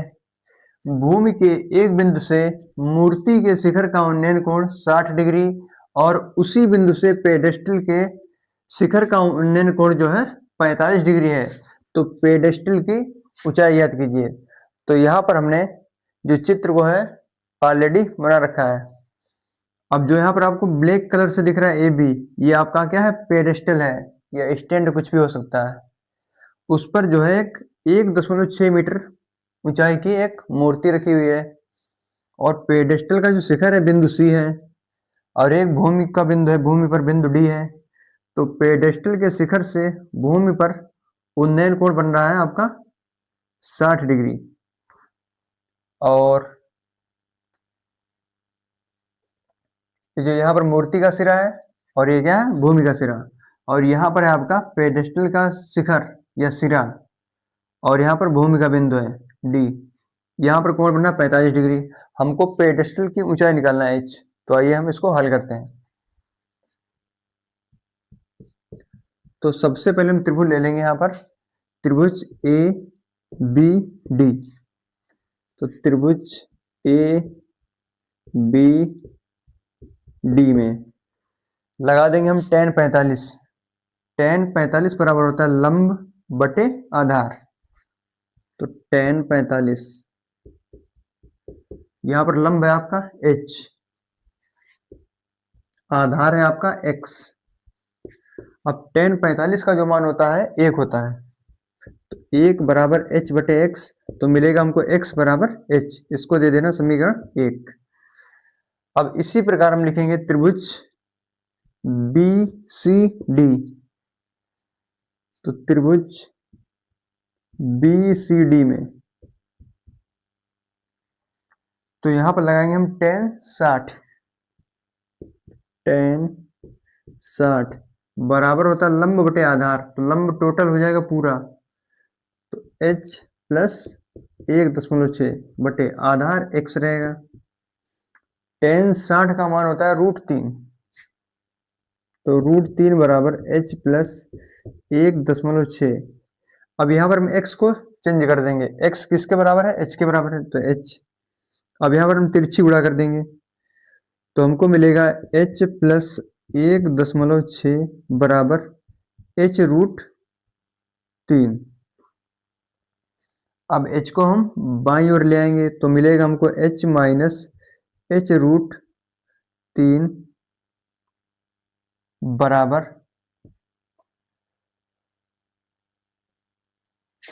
1.6। वो भी मिल जाएगा यहाँ पर हमको माइनस का। तो यहाँ पर h कॉमन ले लेंगे हम तो मिलेगा हमको 1 माइनस √3 बराबर माइनस 1.6। तो h बराबर माइनस 1.6 बटे में 1 माइनस √3। अब यहाँ पर हम कर देंगे परिमेयकरण, अर्थात 1 प्लस √3 से अंश बाहर में गुणा कर देंगे तो मिलेगा हमको हल करने पर 1.6 और ब्रैकेट 1 प्लस √3 बटे में। अब यहाँ पर बन रहा है 1 माइनस √3, 1 प्लस √3 अर्थात a² माइनस b²। तो हो जाएगा यहाँ पर 1 माइनस √3 का स्क्वायर 3, और यहाँ पर माइनस चलेगा ऑलरेडी क्योंकि यहाँ पर माइनस पहले से ही था।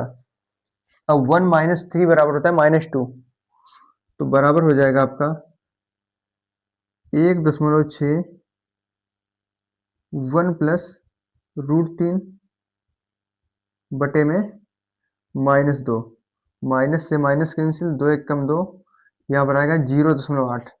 तो हमको जो h का मान मिला है, ये मिला है हमको 0.8 ब्रैकेट 1 प्लस √3, और ये हमारा मीटर में हो जाएगा।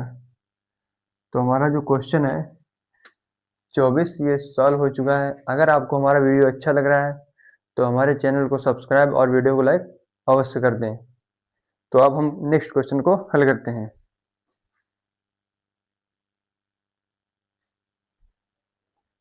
तो हमारा 24 का अथवा दिया है कि एक 80 मीटर चौड़ी सड़क के दोनों ओर आमने सामने समान ऊंचाई वाले दो खंभे लगे हैं। इन दोनों खंभों के बीच सड़क के एक बिंदु से खंभे के शिखर का उन्नयन कोण क्रमशः 60 डिग्री और 30 डिग्री है। तो खंभों की ऊंचाई ज्ञात करना है हमको, और खंभों से बिंदु की दूरी भी ज्ञात करना है। तो आइए आपको हम समझाते हैं। तो सबसे पहले आपको एक जो है रेखा खींच लेनी है सड़क यहां पर दर्शाने के लिए। इसको नाम दे देना है आपको ए बी, और खंभों को भी नाम जैसे सी, जैसे हो गया डी हो गया, बीच में एफ दे सकते हो अगर आप चाहो। तो ये आपकी ए बी क्या है, 80 मीटर चौड़ी सड़क है जिसके साइड में दो खंबे लगे हुए हैं। हमने नाम दे दिया इसको ए डी और दूसरे को दिया है बी सी। इनकी ऊंचाई जो समान है, और एक का जो उन्नयन कोण बन रहा है पर कोण बिंदु से 30 डिग्री बन रहा है, दूसरे का 60 डिग्री बन रहा है।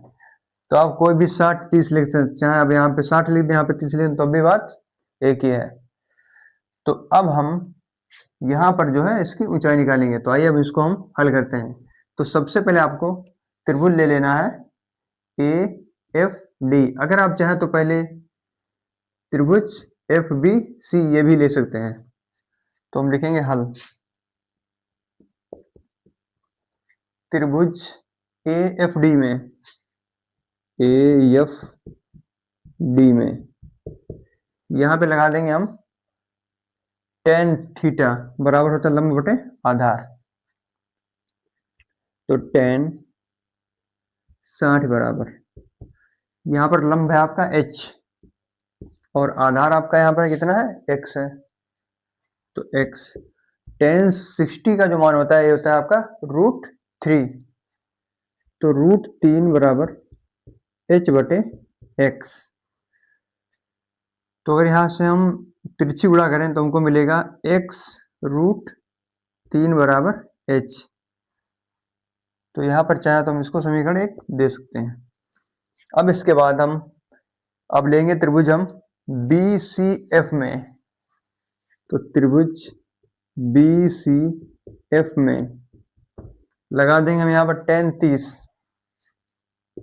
तो tan 30 बराबर होगा h बटे आधार यहाँ पर है 80 minus x, 80 minus x. tan 30 का मान होता है 1 बटे √3 बराबर h बटे 80 माइनस एक्स।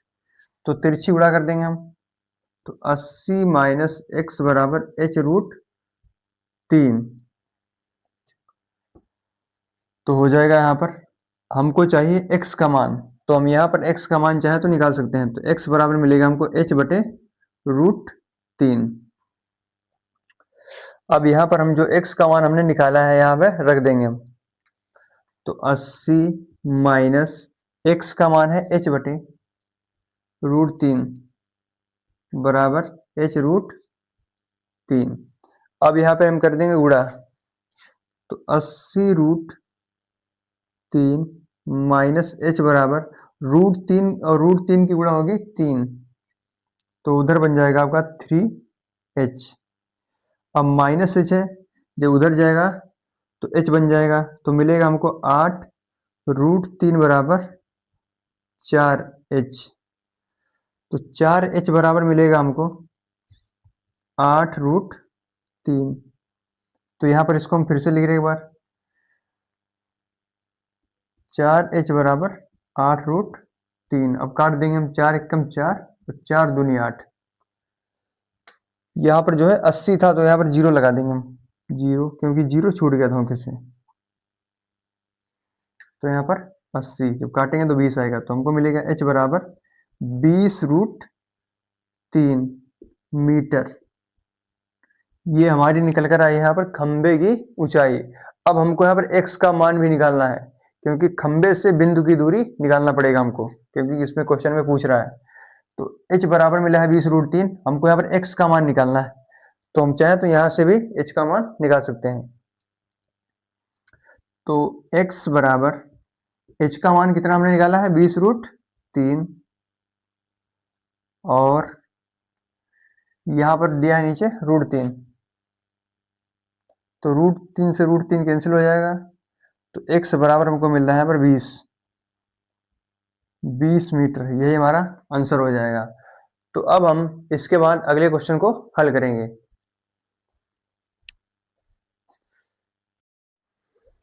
तो आपका जो क्वेश्चन नंबर 25 है, ये है कि एक जूस बेचने वाला अपने ग्राहक को दी गई आकृति में दर्शाए गए गिलासों से जूस देता था। बेलनाकार गिलास का आंतरिक व्यास 5 सेंटीमीटर था, परंतु गिलास के निचले आधार में उभरा हुआ एक अर्धगोला था, जिससे गिलासों की धारिता कम हो जाती थी। यदि गिलास की जो ऊंचाई है 10 सेंटीमीटर थी, तो गिलास की आभासी धारिता एवं वास्तविक धारिता ज्ञात कीजिए। तो जो सबसे पहले दिया है उसको हम लिख लेते हैं। तो आपके सामने दिया है, अब जो गिलास का आकार है यह है बेलन के आकार का। हम चाहे बेलन लिखें चाहे गिलास लिखें तो बात एक ही है, तो हम बेलन ही लिखेंगे, क्योंकि गिलास का आकार बेलन के आकार है। तो बेलन की ऊंचाई लिख लेंगे पहले, जो भी दी है इसको h मान लेंगे हम ऊंचाई को। तो बेलन की ऊंचाई दी है आपकी 10 सेंटीमीटर, और जितनी जो त्रिज्या है बेलन की होगी उतनी ही त्रिज्या अर्धगोले की होगी। तो बेलन का जो व्यास है 5 सेंटीमीटर है, तो अर्धगोले का व्यास भी 5 सेंटीमीटर होगा। अब त्रिज्या हो जाएगी 5/2, तो बेलन की भी त्रिज्या 5/2 होगी और अर्धगोले की त्रिज्या भी 5/2 होगी। तो लिखेंगे हम बेलन का व्यास बराबर अर्धगोले का व्यास, अर्थात दोनों का जो व्यास है समान है।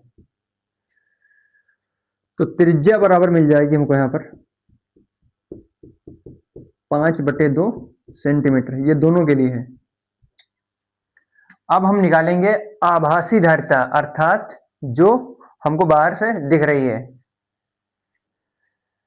तो लिखेंगे हम गिलास की आभासी धारिता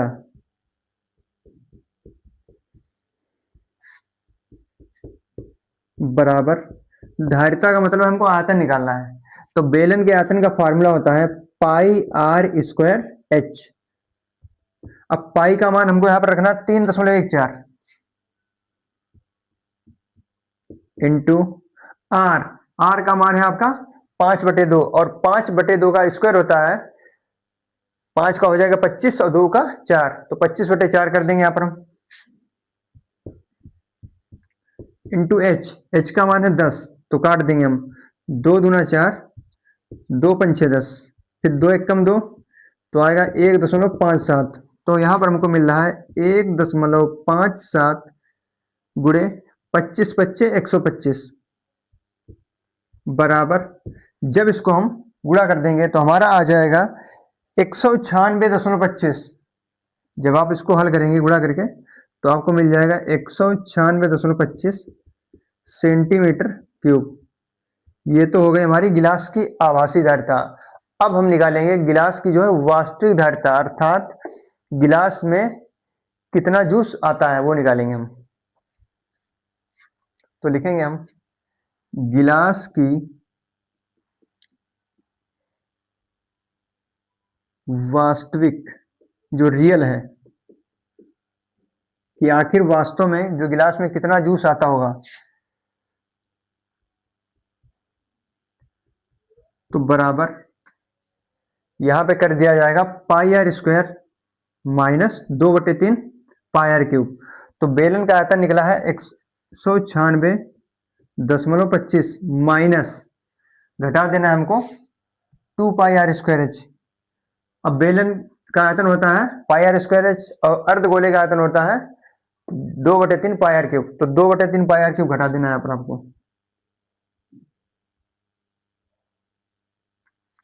तो हो जाएगा यहाँ पर 196.25 माइनस 2/3 गुणे 3.14 गुणे, अब यहाँ पे लिखा है आर क्यूब, तो 5/2 का क्यूब हो जाएगा 125/8। अब यहाँ पर आपको काट देना है। तो सबसे पहले हम काटेंगे 2 1 कम 2, रेड कलर से कर दें इसको, 2 1 कम 2, 2 चक्कू 8। अब काटेंगे फिर से इसको 2 को, 2 से 2 दूना 4, तो आएगा 1.57। तो मिलेगा हमको 196.25 माइनस 1.57 गुणे 125 करने पर मिलता है हमको 196.25, 196.25 बटे में 3 दूनी 6। अब यहाँ पर जब आप इसको भाग करेंगे फिर जो यहाँ पर दिया है उसमें घटा देना, तो आपका जो आंसर आएगा ये आएगा 163.54 सेंटीमीटर क्यूब। आप पहले इसको भाग कर देना, भाग करने पर जो आए उसमें से जो है 196.25 में से घटा देना, आपका जो आंसर आएगा 163.57 सेंटीमीटर क्यूब आ जाएगा। तो अब हम अगले क्वेश्चन को हल करते हैं।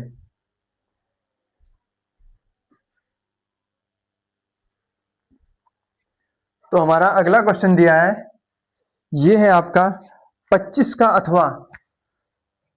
तो 25 का अथवा क्वेश्चन दिया है कि रसीद को अपनी जन्मदिन के उपहार में एक लट्टू मिला है जिस पर रंग नहीं किया गया था, वह इस पर अपने मोमियो रंगों से रंग करना चाहता है। यह लट्टू एक शंकु के आकार का है, जो लट्टू है जो आपका उसका सिरा जो है शंकु के आकार का है और इसके ऊपर एक अर्धगोला बना है। फिर इसके बाद लिखा है इसमें कि लट्टू की पूरी ऊंचाई 5 सेंटीमीटर है। जो लट्टू की जो टोटल ऊंचाई है ये है आपकी 5 सेंटीमीटर और इसका व्यास 3.5 सेंटीमीटर है। जो लट्टू है इसका व्यास है आपका 3.5 सेंटीमीटर। फिर इसके बाद इसमें रसीद द्वारा किया जाने वाला क्षेत्रफल, हमको टोटल पूरा क्षेत्रफल निकालना है। तो आइए हम आपको सिखाते हैं। तो सबसे पहले आपको लिखना है कि लट्टू की जो पूरी ऊंचाई है टोटल, इसको कैपिटल एच मानकर लिख देना है 5 सेंटीमीटर और आपका व्यास दिया है 3.5 सेंटीमीटर। तो त्रिज्या बराबर होता है व्यास बटे 2, तो 3.5 बटे 2, दशमलव उठाया 0 बढ़ाया। जब इसको आप काटेंगे 5 चौको 20, 5 7 35, 7/4 सेंटीमीटर, ये आ गया आपकी त्रिज्या। अब दोनों की त्रिज्या समान होगी, जितनी त्रिज्या शंकु की होगी उतनी ही त्रिज्या अर्धगोले की होगी, अर्थात अर्धगोले की त्रिज्या और शंकु की त्रिज्या यहाँ पर क्या होगी, बराबर होगी। अब हमको निकालना है केवल शंकु की ऊंचाई, केवल शंकु की ऊंचाई, इसको स्मॉल एच मान लेना है। टोटल ऊंचाई आपकी है 5 माइनस उसमें से 7/4 घटा देना है, क्योंकि अर्धगोले की जो त्रिज्या होती है वही उसकी ऊंचाई होती है। अब घटाएंगे 4 5 20 माइनस 7 बराबर मिलेगा हमको यहाँ पर 13/4 सेंटीमीटर। ये 13/4 आपका क्या है, शंकु की ऊंचाई निकल कर आई है। अब हमको यहाँ पर निकालना पड़ेगा एल, शंकु की तिर्यक ऊंचाई। तो एल बराबर होता है फार्मूला √r² प्लस h² बराबर, एल का मान है यहाँ पर हमको एल निकालना है आर का मान। आर का मान है 7/4 और 7/4 का जब स्क्वायर करेंगे तो आएगा आपका 49/16 प्लस एच का मान है 13/4, 13 का स्क्वायर होता है 169, 4 का होता है 16। फिर जब बराबर करके इसको हम हल करेंगे तो हमको मिलेगा यहाँ पर 218। बटे 16 काट देंगे, 8 आएगा। और यहाँ पर आपका आ जाएगा 109, 109 बटे 8। तो एल का मान मिलता है रूट 109 बटे 8। जब आप इसको भाग करेंगे तो आपको मिलेगा 13 दशमलव, आपको हम बता रहे हैं यहाँ पर आपका आएगा 13.62। और जब आप इसका वर्गमूल करेंगे तो आपको मिलेगा 3.6, क्योंकि रूट तो हट जाएगा वर्गमूल निकालने बाद। तो आपको मिलेगा 3.6 सेंटीमीटर। तो ये आपका 3.6 है। ये क्या है? शंकु की तिर्यक ऊंचाई, ये एल, ये मिल चुकी है 3.6। अब हम बहुत ही आसानी से ये इस पूरे लट्टू का जो है क्षेत्रफल निकाल सकते हैं। तो अब निकालेंगे हम लट्टू का क्षेत्रफल। लट्टू का क्षेत्रफल बराबर हो जाएगा शंकु का पृष्ठीय क्षेत्रफल प्लस अर्धगोले का पृष्ठीय क्षेत्रफल। तो हो जाएगा पाई आर एल शंकु का, पाई आर एल प्लस अर्धगोले का होगा 2 पाई आर स्क्वायर। अब यहां पर हम पाई आर कॉमन ले लेंगे तो बचेगा एल प्लस 2 आर। पाई का मान रख देना आपको 22/7 और आर का मान आपका दिया है यहाँ पर 7/4। तो 7/4। एल का मान आया है 3.6 प्लस 2 गुणे आर 7/4 है, काट देंगे। तो यहाँ पर 7 से 7 कैंसिल हो जाएगा और काटेंगे 2 से तो 2 दूना 4 और 2 से काटेंगे तो 11 आएगा। तो आपको मिलेगा 11/2 इंटू 3.6 ब्रैकेट में और प्लस यहाँ पर बचा 7/2। जब 7/2 को आप हल करोगे तो आपका आएगा 3.5 बराबर, यहाँ पर 3.5 होगा बराबर 11/2 गुणे। अब इसको जोड़ देंगे 6 5 11 के 1 हासिल एक जाएगा, 3 3 6 7, 7.1। अब आप इसकी गुणा कर देना 11 गुणे 7.1। तो 11 एकम 1 हासिल एक जाएगा, 11 सती 77 78। तो 78.1 और बटे में 2। जब आप इसको भाग करेंगे तो आपका जो आंसर होगा फाइनल, ये हो जाएगा आपका 163.5,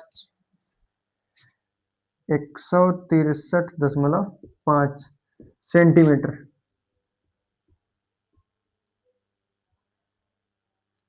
सेंटीमीटर स्क्वायर में। तो ये हमारा फाइनल आंसर हो जाएगा। अगर आपको हमारा वीडियो अच्छा लगे तो कृपया हमारे चैनल को सब्सक्राइब और वीडियो को लाइक अवश्य करें। तो मिलते हैं नेक्स्ट वीडियो में, तब तक के लिए धन्यवाद।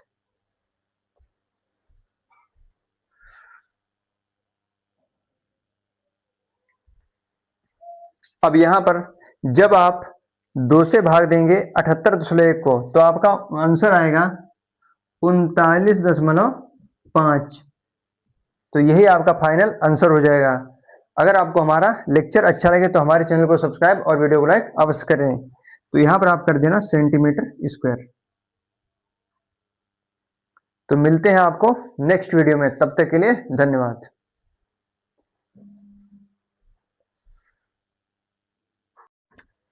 जब आप 78.1 को 2 से जो है भाग देंगे तो आपका जो फाइनल आंसर आएगा वो आएगा आपका 39.5 सेंटीमीटर स्क्वायर। अगर आपको हमारा लेक्चर अच्छा लगे तो हमारे चैनल को सब्सक्राइब और वीडियो को लाइक अवश्य करें। मिलते हैं आपको नेक्स्ट वीडियो में, तब तक के लिए धन्यवाद।